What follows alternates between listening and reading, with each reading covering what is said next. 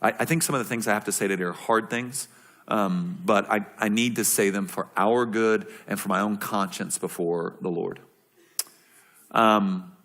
When you think about your relationship with God, when you think about your relationship with God in Jesus, when you think about that, is your life marked by obedience rooted in faith?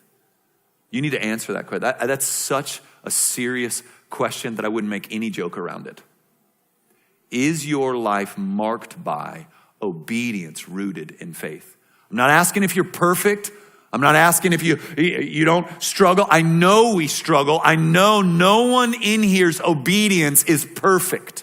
But I am asking, is your relationship marked by the desire for and baby steps in obedience marked by faith that God is who he says he is? Now, I'll tell you why this is such a huge question. Now, I was asked to speak at the Ethics and Religious Liberty Commission's national conference, and they wanted me to study and then present on what it's like in the Biblebelt. And here's where I'm really afraid for you, and I'm willing to say to you something you might not ever want to hear again and never come back because I'm about to say this.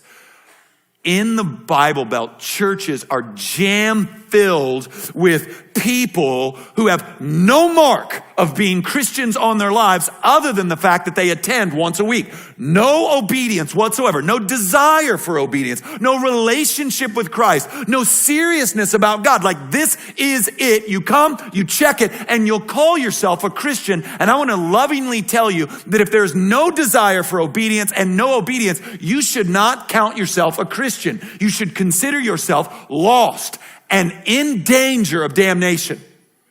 And I know you might be going, well, that seems a little strong. How cruel would it be for me to pamper your religiosity when damnation's at stake? So you can go somewhere else. They'll talk to you about how awesome you are. But I need, compelled by the scriptures, to tell you you're playing a dangerous, dangerous, dangerous game. When you come and you sit and you listen to the things we say and you take no active steps of obedience, you're hardening your heart against the King of glory.